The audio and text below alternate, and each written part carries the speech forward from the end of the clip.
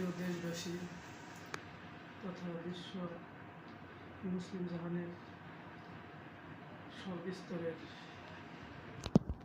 নারী নরনারী সবাই এবং অন্যান্য ধর্মের সবাইকে আমার আন্তরিক শুভেচ্ছা সালাম।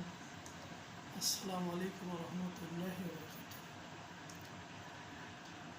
আজ অন্ধকার সন্ধ্যায় এই যে আমাদের সামনে পবিত্র ঈদুল আজহা আসিতেছে, যেটা বিশ্ব মুসলিম সকলেই উদযাপন করবে।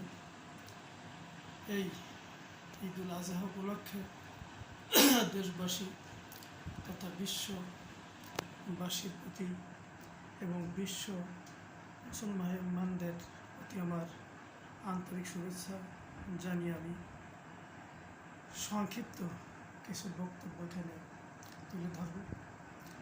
সেটা হলো, বিশ্ববাসী সামনে যে ঈদুল আজহা উদযাপন করবে, এর যে একটা ইতিহাস, এটা আমরা কম বেশি বিশ্ব মুসলমান সবাই আমরা অবগত আছি। তারপরেও কিছু কিছু বিষয় আলোকপাত করতেছে। সেটা হলো এই কোরবানি, ঈদুল আজহার ভিতর সবচেয়ে আনন্দের বিষয় এবং সবচেয়ে একটা গুরুত্বপূর্ণ বিষয় হলো পশু কুরবানি। এই পশু কুরবানিকে কেন্দ্র করে অনেক কথা, অনেক ইতিহাস আছে, যেগুলো কোরআন হাদিসে আমরা দেখি, প্রমাণ পাই। তা সে প্রসঙ্গে বিস্তারিত আমার বলার সুযোগ নেই। এ বিষয়ে বিশ্ব মুসলিম তথা বিশ্ব সবাই অবগত আছি এবং সবাই আমার ভালো জানে। বিশেষ করে আল্লামা গ্রামের কাছ থেকে আমরা এই ব্যাপারে অনেকটা অবগত হই এবং হতে থাকি। তা সবচেয়ে পরিতাপের বিষয় হলো যে আমরা পশু কুরবানির মধ্য দিয়ে আমরা কি অর্জন করি।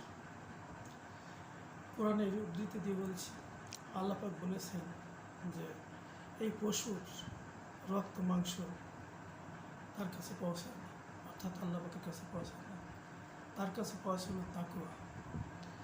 আমাদের ভিতর, মানুষের ভিতরে যে পশু বৃত্তি রয়েছে, কুরবানির মাধ্যমে আমরা সেটা নিবৃত্ত করব। আমরা সত্যিকারে খাঁটি মুসলিম হিসেবে নিজেকে প্রতিষ্ঠিত করব। যাকে এই ব্যাপারটা আমরা কম বেশি সবাই জানি। আমি এই বিষয়ে অন্য ধারায় কিছু বলব।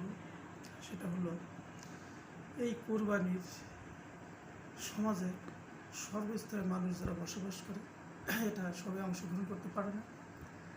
যারা ধনী পর্যায়ে পড়ে, যারা নিয়মিত জাকাত দেয়, এই কুরবানিটা তারাই দিয়ে থাকে। এই কুরবানি সর্বস্তরের মানুষের ভিতর যারা অক্ষম, যারা গরিব দারিদ্র, বাচ্চা কাচ্চাকে মাংস কিনে খাওয়ানোর সামর্থ্য নেই, এই কুরবানির মাংসটা বেশিরভাগই তাদের হক।